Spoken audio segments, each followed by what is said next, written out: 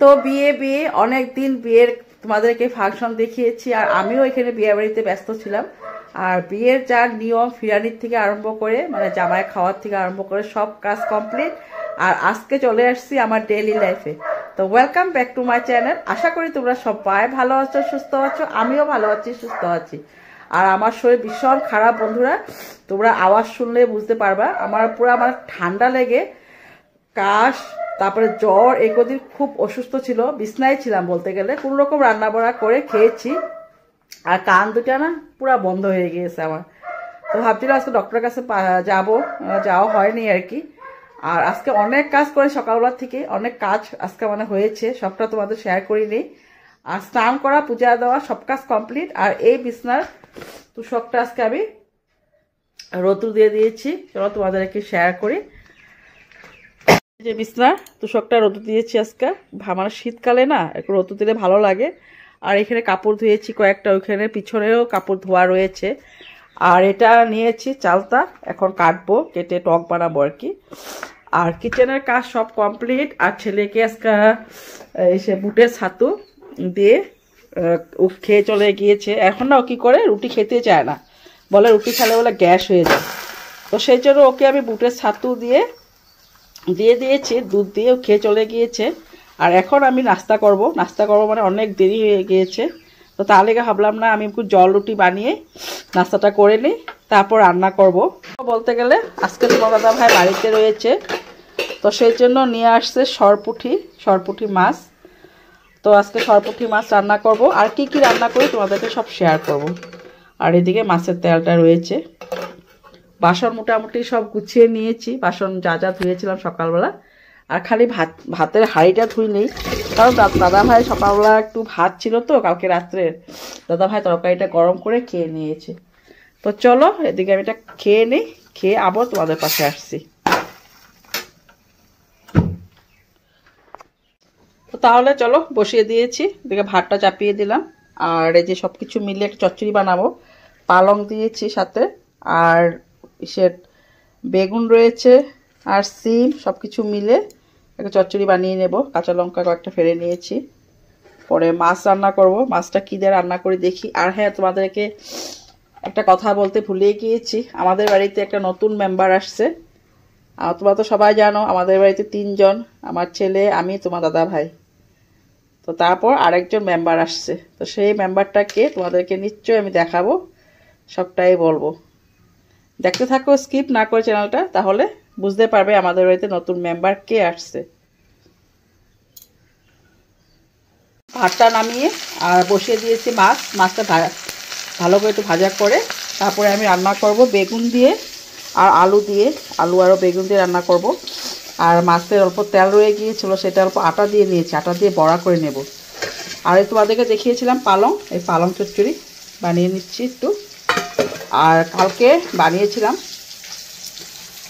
কলার মোচা, এটা রয়ে গিয়েছে, এখন দুপুরে খেয়ে নেব।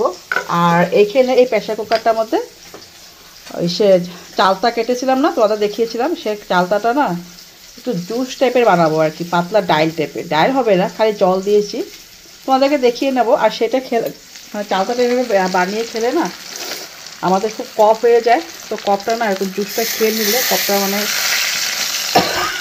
বের হয়ে যায়। আমি তাই এরকম বানাই, তোমাদেরকে দেখাই আর কি, তাই দেখাই। তো চলো, মাছটা ভাজা হয়ে গিয়েছে, একটু করে তারপরে আলু বেগুন দিয়ে রান্না করে নেব।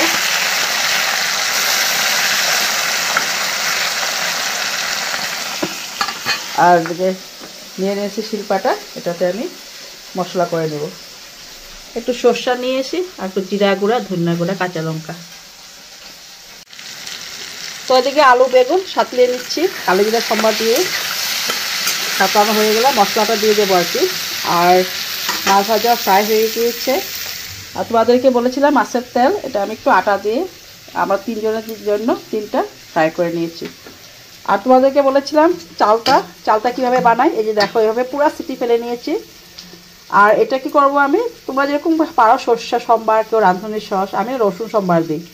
এই ঝুলটাকে না এরকম করে চামচ দিয়ে আমার জুসের মতন খাই, খুব মানে ভালো উপকার একটা জিনিসটা। তো এটা সম্বার দিয়ে দেবো, এখন নামিয়ে নিচ্ছি। তোমরা খেয়ে দেখতে পারো, যাদের মানে ঠান্ডা লেগে যায়, পট করে কম হয়ে যায়, তাদের জন্য খুব উপকারী জিনিস এটা। তো এটা রান্না করলে আমার রান্না কমপ্লিট হয়ে যাবে। এদিকে মশলা বাটাও হয়ে গিয়েছে, মশলাটাও দিয়ে দেব। তো এটা আমার রান্না কমপ্লিট হয়ে গিয়েছে। মাছটা বেশি ঝুল দিইনি, মাখা মাখা করে দিয়ে বানিয়েছি আর কি। আর মাছ দুটা ফ্রাই রেখে দিয়েছি ছেলের জন্য, ও মানে ভাজা মাছ এরকম খেতে খুব ভালোবাসে। তো এটাই রান্না আজকের। তো গ্যাসটা সব পরিষ্কার করে নেবো এখন, আর কাপড়গুলো নিয়ে আসতে হবে বাইরের থেকে, কাপড় কিচ্ছু আনিনি। আর হ্যাঁ, তোমাদেরকে আমি নতুন মেম্বারকে দেখাবো বলেছিলাম না, দেখাবো, দাঁড়াও গ্যাসটা পরিষ্কার করে নিই, তারপর তোমাদেরকে দেখিয়ে নিব আমাদের বাড়ির নতুন মেম্বার।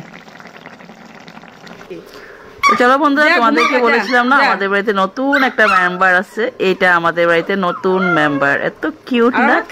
এই ডগিটা আমরা নিয়ে আসছি, হয়ে গিয়েছে আজকে 1 সপ্তাহ মতন। তো ডগিটাকে নিয়ে আমরা খেলা করছি, আমার ছেলে আর আমি। আর দেখো এই ডগিটার নাম হলো লিও। তো চলো লিওর সাথে খেলা করতে করতে চলে গিয়েছি কিচেনে রাত্রে রান্না করতে। তো রাত্রে রান্না করব এখন। রান্না তো সব রয়েছে, তোমাদেরকে দেখিয়েছিলাম। আর এটা দেখো রেশনের কার্টের চাউল। তো চাউলটার উপরে না এরকম মানে কিরকম মুড়ি টাইপের চাউলগুলো উপরে ভেসে ওঠে। তারপরে আমি কি করলাম, এটা মানে হাতা দিয়ে এইভাবে ফেলে দিই। রেশন কার্টের চাল বুঝোই, এত ভালো দেয় না সরকারের থেকে চাউল। তো কখনো ভালো দেয় চাউল, তো কখনো একটু খারাপ দেয়।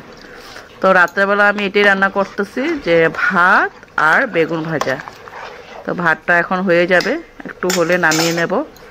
আর হলদি লবণ দিয়ে মেখে রেখেছি, বেগুন ভাজা করে নেব। আর তোমরা ভাবতেছো এতগুলা বেগুন ভাজা? হ্যাঁ বন্ধুরা, ঠান্ডার দিন বাটার দিয়ে বেগুন ভাজা দিয়ে রাত্রে খেতে ভীষণ ভালো লাগে।